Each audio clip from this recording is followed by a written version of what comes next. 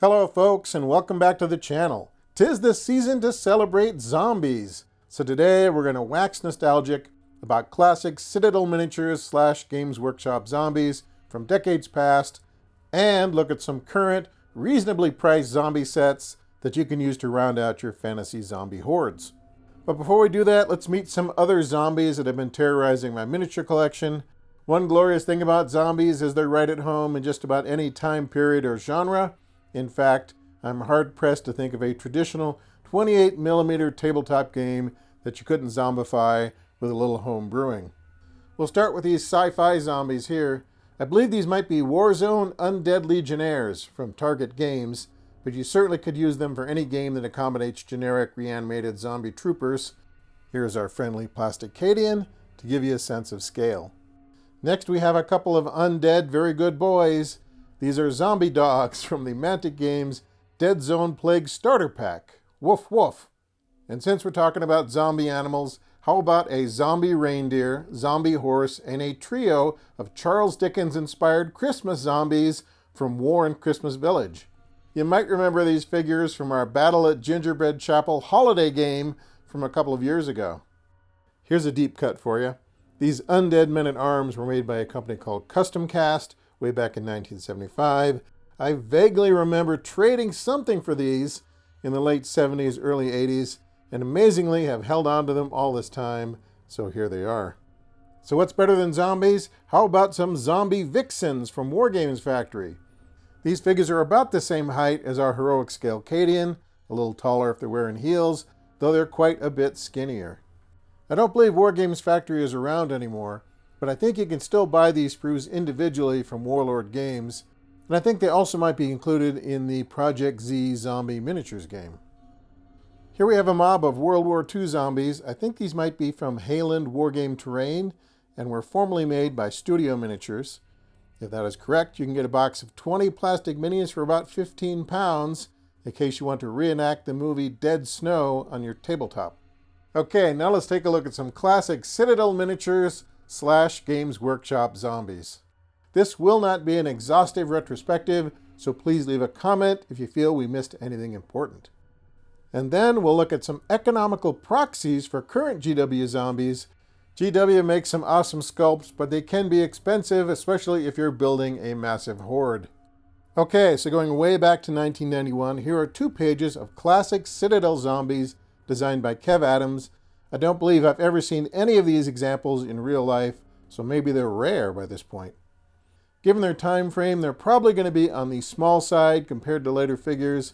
One thing I did notice though is that 1 or 2 of them could probably pass for dregs in a Mordheim undead warband, since the individuals in question look sickly and dying, but perhaps are not dead quite yet.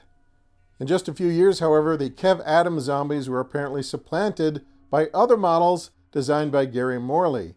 Here are just a few examples from the early to mid-1990s. You might remember that we used quite a few of these old metal figs in our recent Twilight of the Dead video. Around the same time period, GW released Scavy Plague Zombies for Necromunda. Here are some examples that I haven't painted yet, but they are primed because I would definitely like to paint up a Scavy gang at some point. Now let's not forget these most excellent Mordheim zombies, which are on my short list of figures I'd still like to acquire. As I understand it, these are not the zombies included in the Mordheim Undead Warband box. You had to purchase these guys separately. You probably recognize these knuckleheads. This is the venerable Plastic Zombie Regiment designed by Mark Bedford and Ali Morrison, released more than 20 years ago.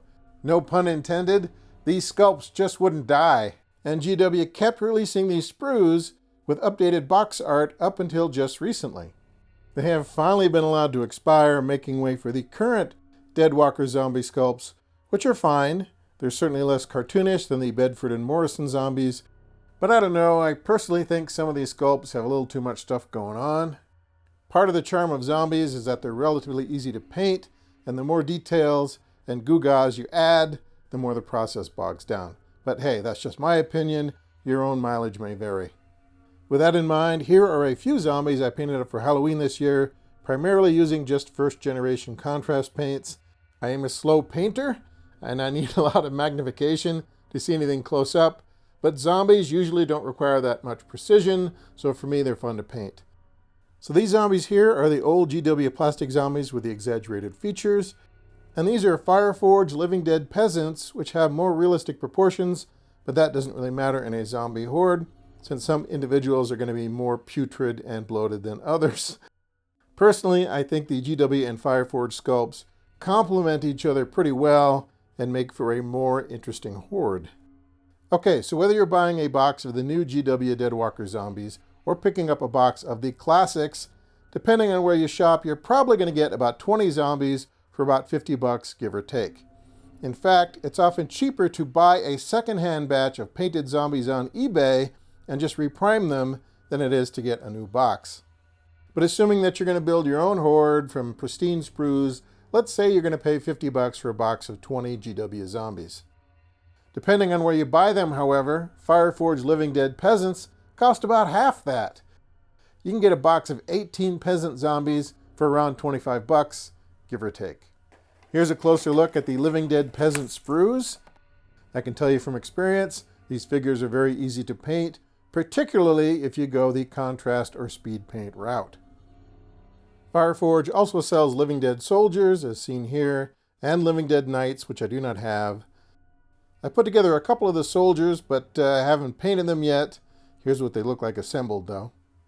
And if you want a real bargain, you can pick up a Kings of War zombie horde from Mantic for about 40 bucks. That is literally $1 a zombie, though they are lurching into combat empty-handed without any rusty butcher knives or farm implements. I haven't assembled any of these Mantic zombies yet, but I have no doubt they could easily mix in with the GW and Fireforge figs. And finally, I will leave you with a zombie mystery that I had to unravel. I have these two metal zombies that I bought in the early 90s at a local hobby store with the intent of using them for Blood Bowl because one of them has his arms raised in the air like he's intercepting a pass. Well, that plan unfortunately was never executed, so 3 years ago I finally opened the blister pack and used both zombies for part of a Mordheim Undead warband. But when I was researching this video, I could not find these zombies in any of my Citadel miniatures catalogs, though I did find a reference to the figures online saying they were from 1987, which is earlier than I expected. Anyway, it turns out these zombies were part of the Citadel Collectors series, which, as I understand, were existing figures at Citadel repackaged for the US market, sometimes as variants, and not specifically with Warhammer in mind, but more for general RPG and gaming enthusiasts. So these two zombies are definitely early Citadel miniatures, but not necessarily branded Warhammer figures. And that's okay, they can still hang out with the Horde. Alright peeps, that is a wrap on today's zombie discussion. If you have any favorite zombie sculpts from any manufacturer, please let us know in the comments. We're always looking to expand our own unrelenting army of the dead. That's it for today. Thanks very much for tuning in. Take care of yourselves out there, and we'll see you next time.